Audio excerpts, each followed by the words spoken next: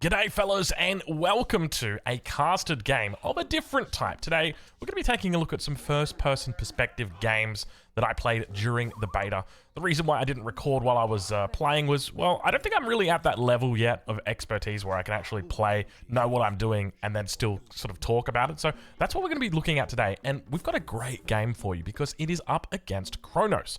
Now, if you're not familiar with Kronos, that's okay. All you need to know is that they love to rush. Kronos is a big rushing god.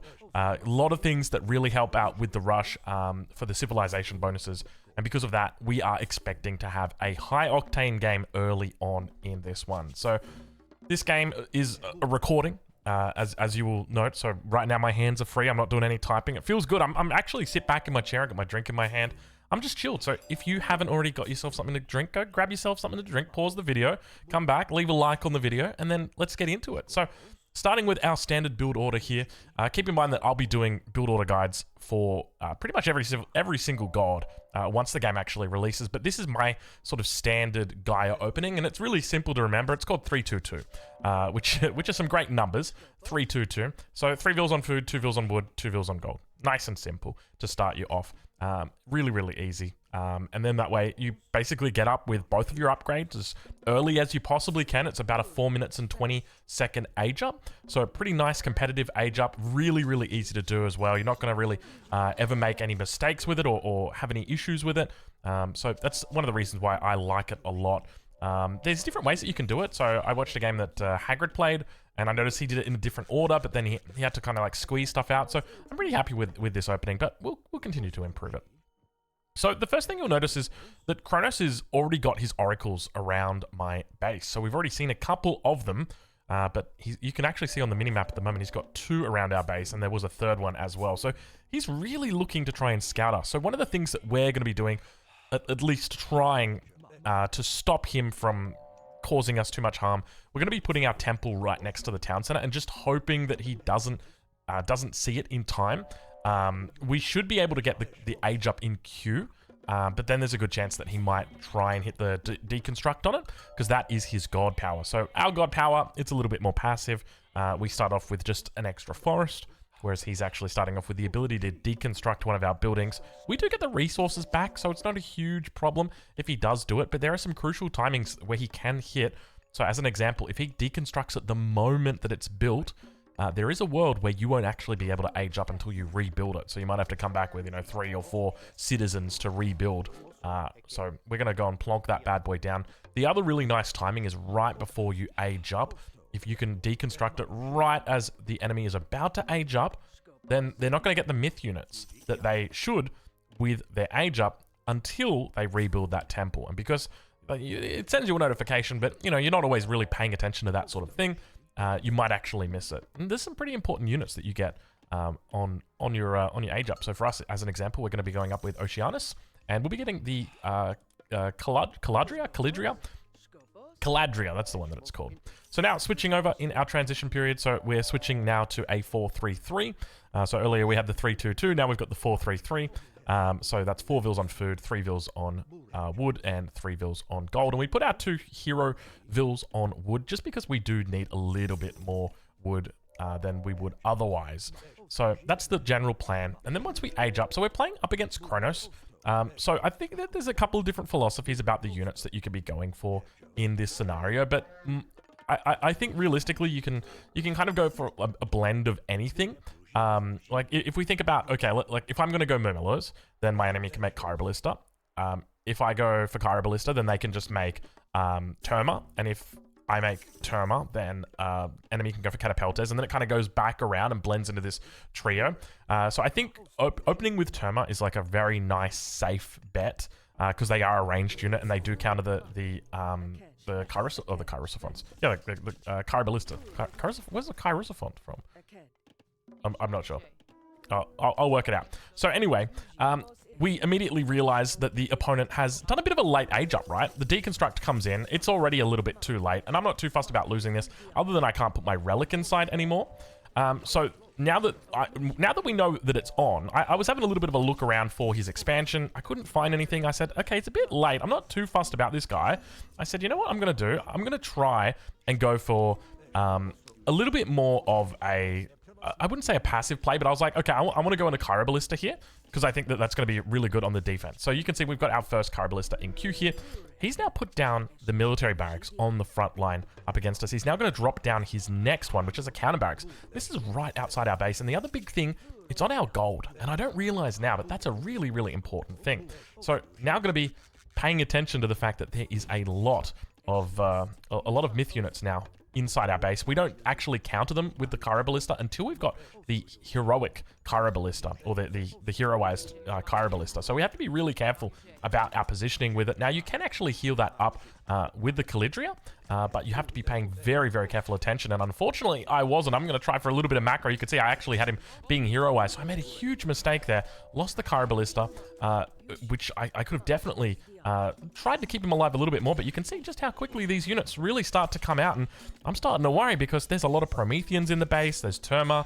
And now we've got Nomillos that have joined in the party. And you can see that he's got a lot of units, and he's shutting down my gold. This is one of the most important things to do when you're rushing somebody, is shut down a specific resource. Gold is, in particular, important, right? Like, let's say in this perspective, he shuts down my food. Well, I'll just make Terma and Kyro Ballista. If he shuts down my wood, I'll just make Catapeltis or Murmillo. But in this situation, he shuts down my gold. And that's every single military unit that I need to make. It requires gold. So very well played by him in that regard. Now, there's one thing you may notice that I haven't used yet, and that is my Carnivora. And there's a very special reason why that is. When we drop the Carnivora, it's imperative in my mind that the Carnivora stays alive. There's only one way to keep it alive, and that is that you basically can't let it die. You can't heal the Carnivora with the Calidria. You can only heal it with the Lush.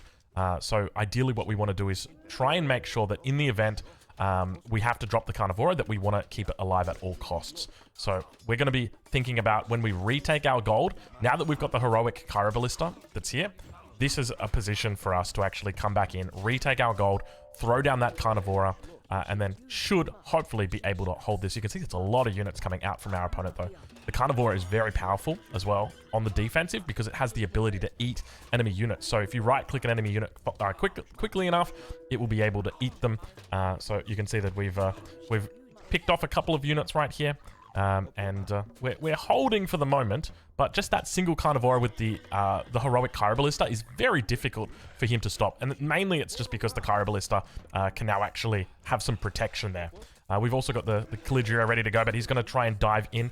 Terma's doing their best just to deal some DPS, but of course the Carnivora together with the Kyro Ballista holding it down for the team. Meanwhile, on the backside, you can see our villagers being chased around in circles. Unfortunately, they're not fighting back. They don't really know how to do it. Plenty of units. It looks like a couple of Promethean offsprings. So we're just going to make sure that we come back towards that town center, and we're still dealing with the rush. I think the one big feedback I'd give to this guy is maybe make your rush a little bit more cohesive. Kind of felt like it was all over the place.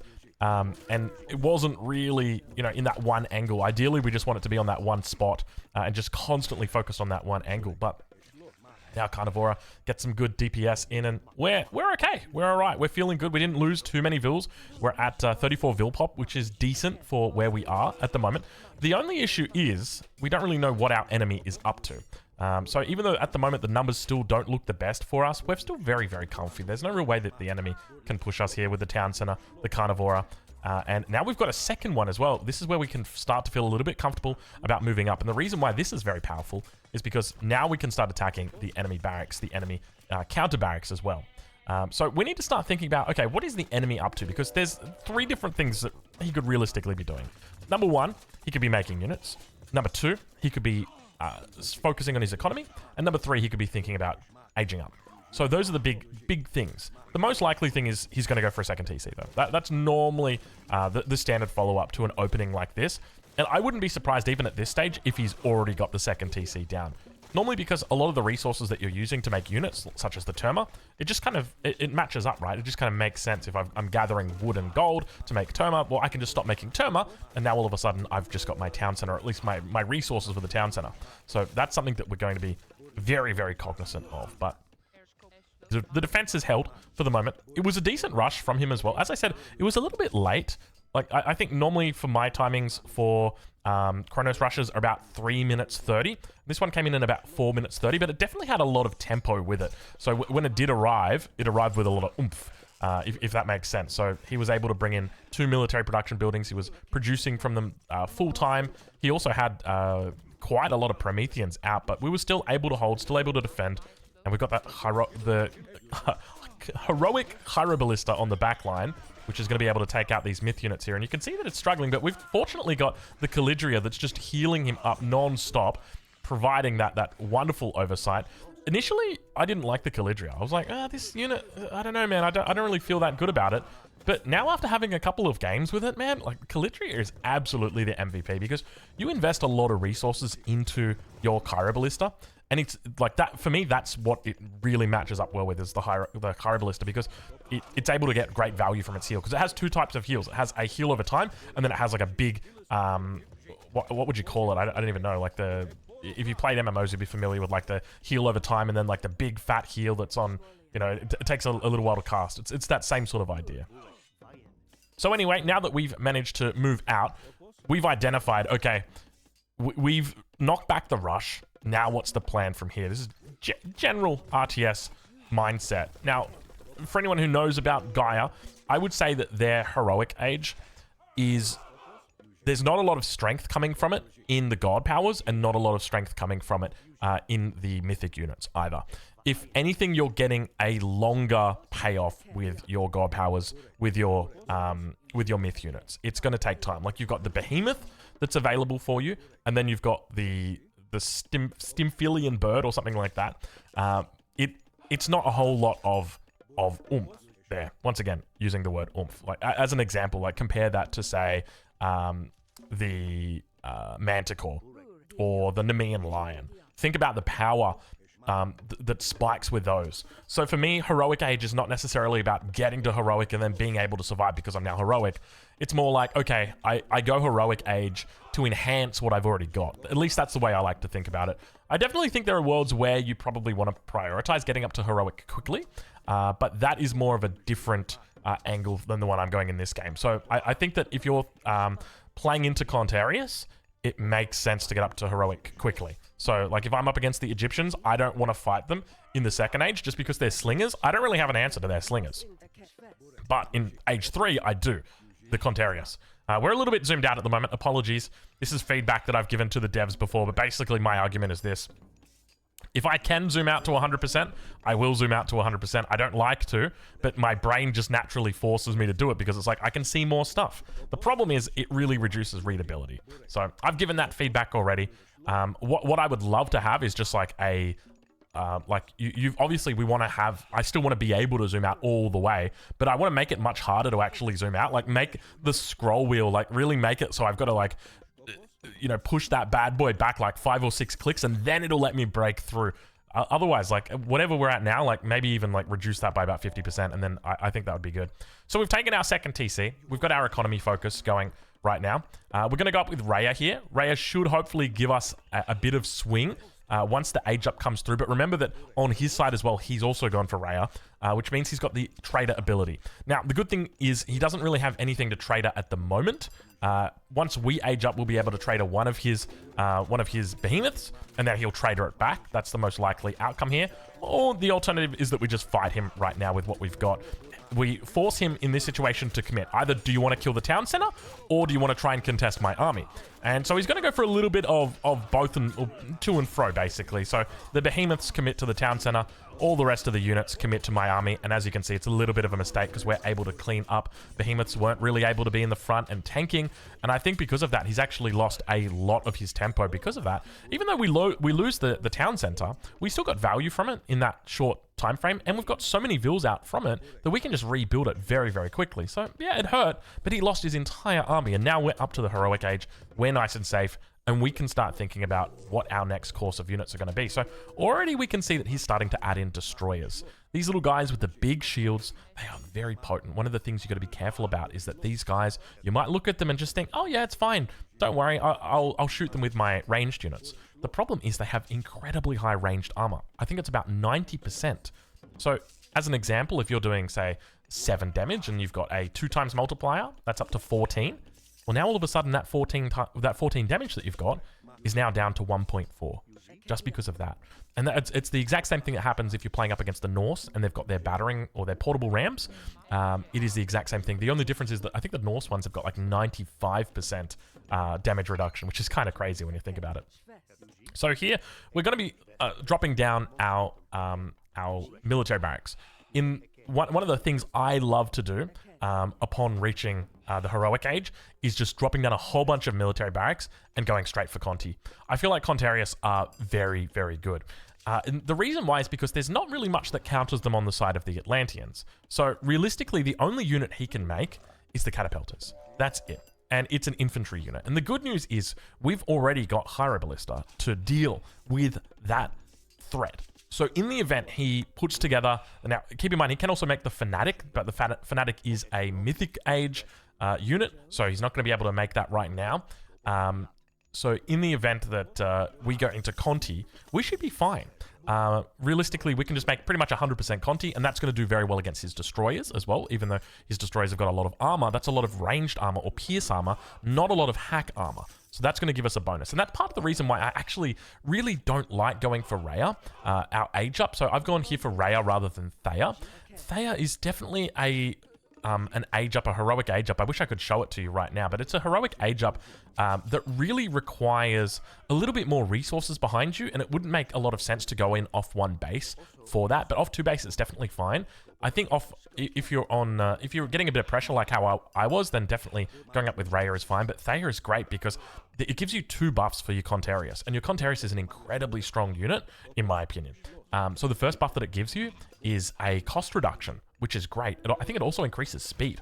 And the second buff that it gives you, because there's a second upgrade that it gives you, is an upgrade to your attack. So basically, it increases the attack range. It basically just means that your units, your Contarius, have got the ability to attack from further away. And that's really powerful. So once again, we've lost this town center over on the left-hand side, but we're still feeling pretty good about ourselves. We're up to 84 eco pop at the moment. You can see that in the bottom right-hand corner. But we're managing to keep everything pretty close together. We've got a beautiful mix in our army. We've gone for that triple counter combo. We've got the Catapultes. We've got the Terma. We've got the Hyroballista at the back. Where's Hierosophont from? Hierosophont. Oh, it's from Age of Empires 4. It's the ram for the Byzantines. That's I was wondering where that was from. I knew, it's in my head. It's randomly in my head. There we go. All sorted. So now we're looking pretty good at this stage. We've got a nice little score lead, and it's important to remember that with Age of Mythology, one of the things I've noticed about score is that a 3k score lead in Age of Mythology is huge. Like, majority of games that I'm playing where I feel like I'm winning by a mile, I look at the score lead and it's like only 1 to 2k. So here for me to be up by 3k, that's a lot of score. So I'm feeling really good about our position here. And from here, the plan is very simple. All we do is we just spam Conti. We fully upgrade them as much as we can. We get out as many Contarius as we possibly can. And that's it, because the Terma, it's a ranged unit, but it only has that bonus against ranged units. So it counters itself, it counters the Hyroballista, it counters obviously the Terma, which we mentioned, but we can just keep spamming Contarius at this point. The next move I want to make from here is going into a palace and starting to make my own destroyers, because destroyers are very good at killing buildings, and he's got quite a nice little setup here at the front. So normally we'd want to go into 1 or even 2 palace and then just start making a whole bunch of destroyers and rallying them in. But we've got to be careful when we do rally them in. Ideally, we want to bring in maybe 4 or 5 first, and then bring them in 1 by 1 after that, just because the palace does quite a bit of damage. So now we're going to start with those destroyers. We're overwhelming our opponents at the moment. We do still have the ability to steal an enemy unit, but there's been nothing really that's taken my fancy. Of course, you can always steal one of the destroyers, but a destroyer is really not that high value of a steal. I was more thinking about, okay, if he goes mythic, then we can steal one of his myth units, or if he pumps out another behemoth, then maybe we can look at stealing that as well. But we didn't really see one, even up until this point right here. That Calidria from the early game, look at it. She's still going strong. She's still back here healing up. The town center is actually doing damage to the Hyroballista, and the only reason it's about to die is because I've accidentally microed the Calidria away. I call it Calidria rather than a Caladria, so apologies for that. I know it's Caladria? Caladria? It's an A in there, even though it feels like it should be an I. But anyway, maybe I'll just call it a Calidria. That'll be my thing. So now we're going to go ahead and take his town center that he just had. Because, you know, we're feeling a little bit extra special, but our macro's gone a little bit crazy at this point.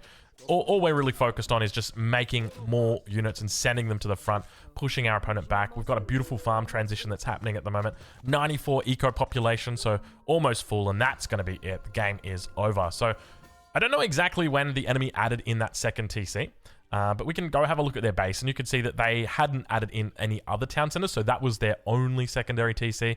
Market at the back as well. I don't think there was much trade going on, though. But yeah, other than that, pretty decent game. Nice little clean game there. Difficult to hold, though. I think next time I'd probably consider dropping the Calidria a bit earlier. My macro wasn't the best. And if you take a look at the eco, we're actually behind for the entirety of that game. So somehow we managed to keep it together. I don't have no idea how we managed to do that, despite that disadvantage. And we can see that I think he added in that second TC quite late. I think he went Heroic Age and then added in the second TC right here at the end. Yeah. And then military units, we'll just pause it here. Oh, sorry, I accidentally just ended the recording. But I'll edit this little bit in for you guys. So yeah, you can see just how difficult some of these fights were for us in the early game. A huge bit of difference between these two fights, or rather between these two players.